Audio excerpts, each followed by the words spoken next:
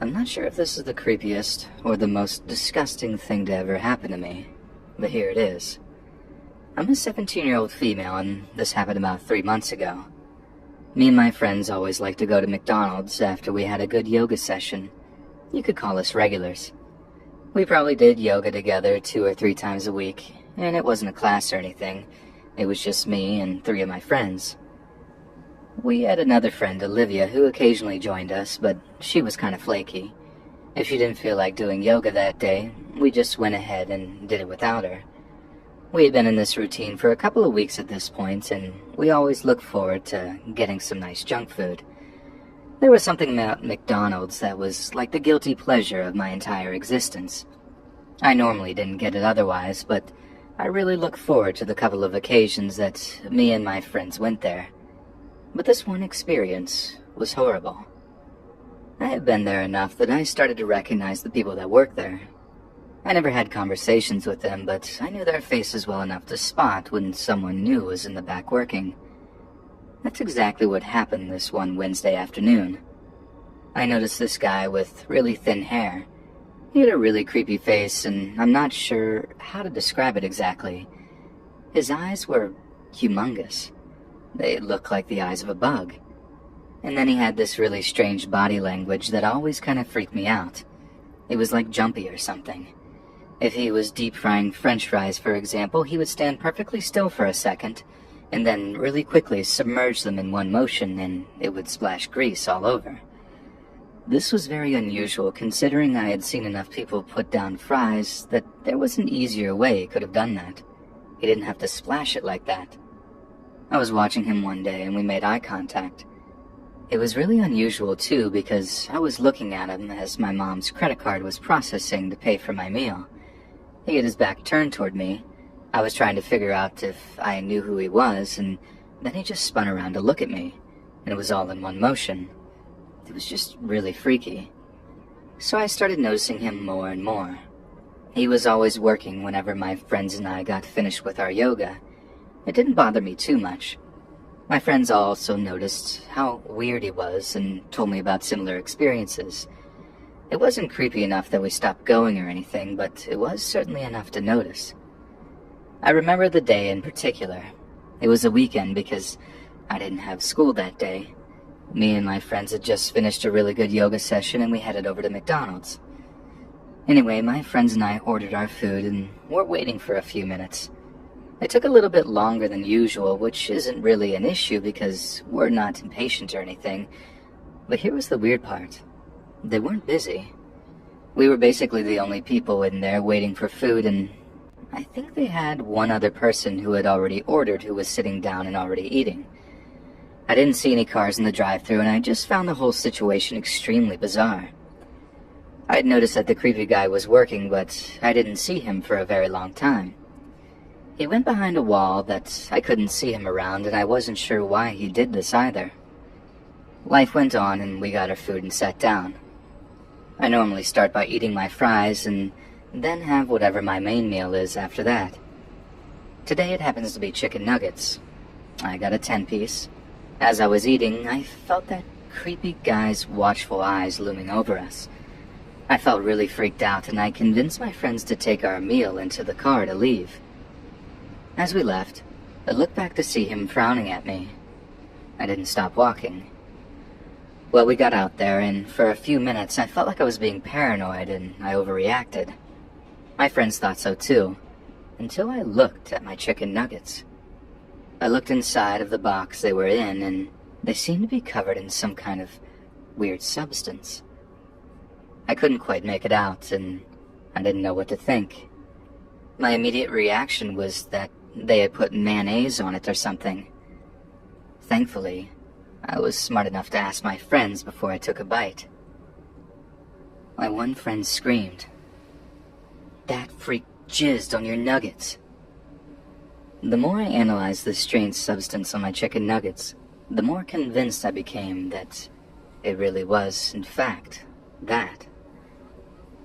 That certainly explains why it had taken so long for us to get our food. I didn't quite understand how he was able to pull it off, though. He was one of at least 5 other workers there, It's not like they would have just allowed him to do this, right? Whatever the case may have been, I didn't feel comfortable eating those chicken nuggets, and I threw them out without hesitation. My friends and I were all really freaked out that this had happened to us. My friends threw out the rest of their food just to be on the safe side.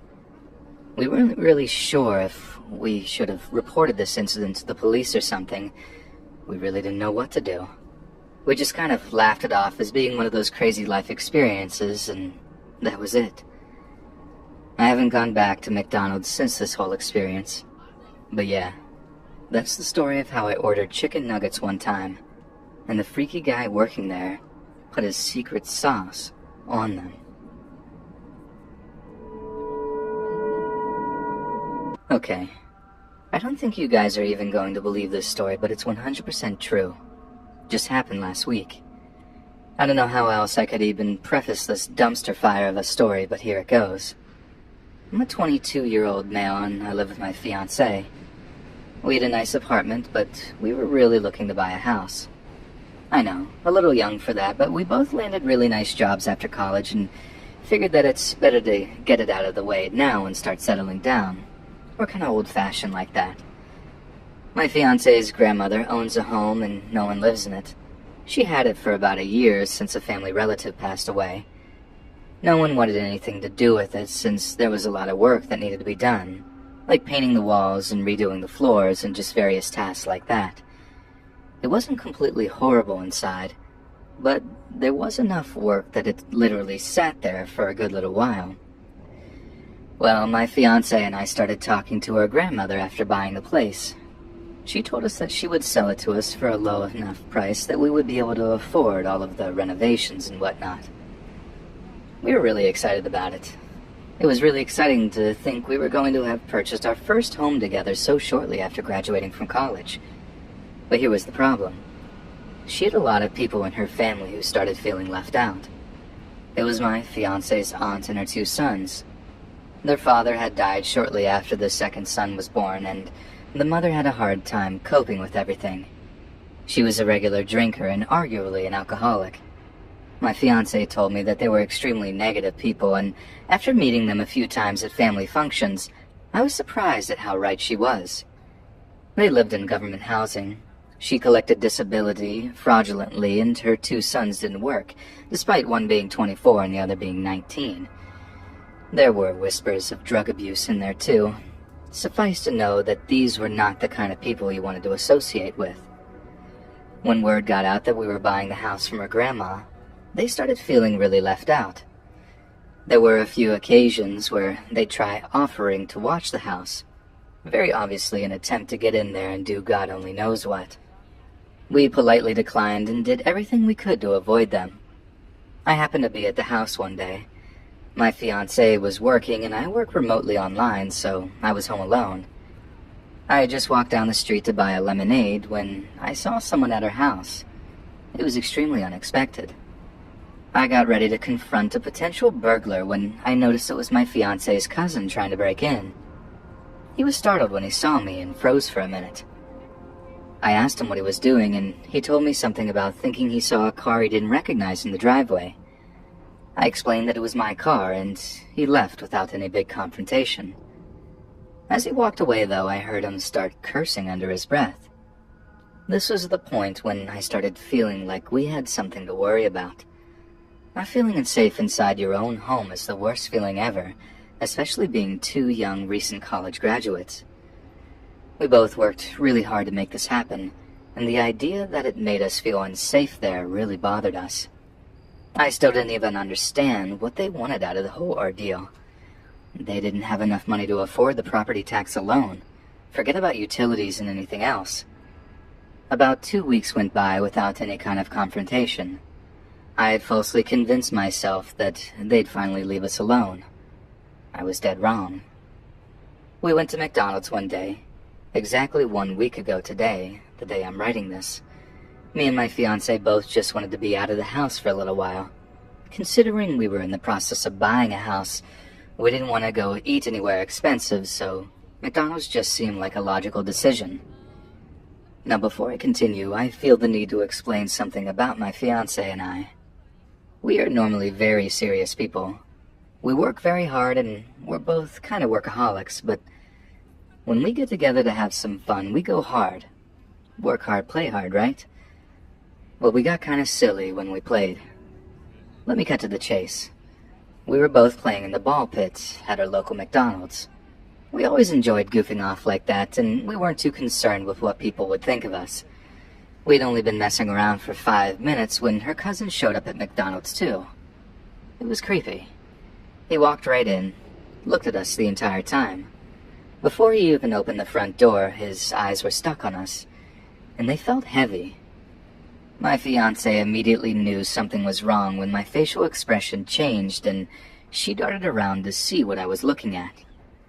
We both watched as her cousin made his way out to the ball pit. He stepped outside. As he walked, he moved his body to grab something out of his pocket. I couldn't see what it was, but my first thought was a gun or a knife.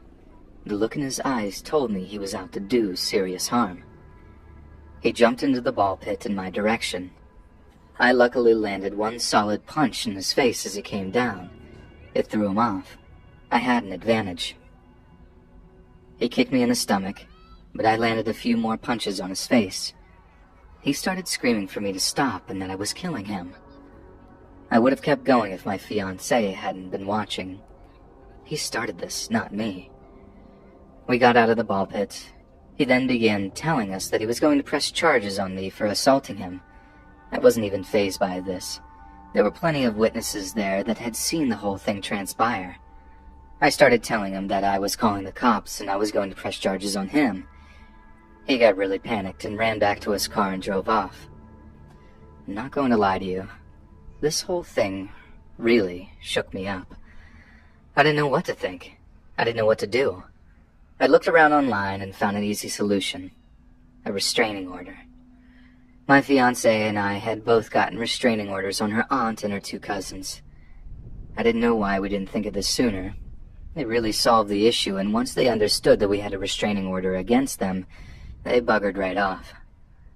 I haven't seen or heard from them since. And thankfully, and hopefully, that's the end of my story.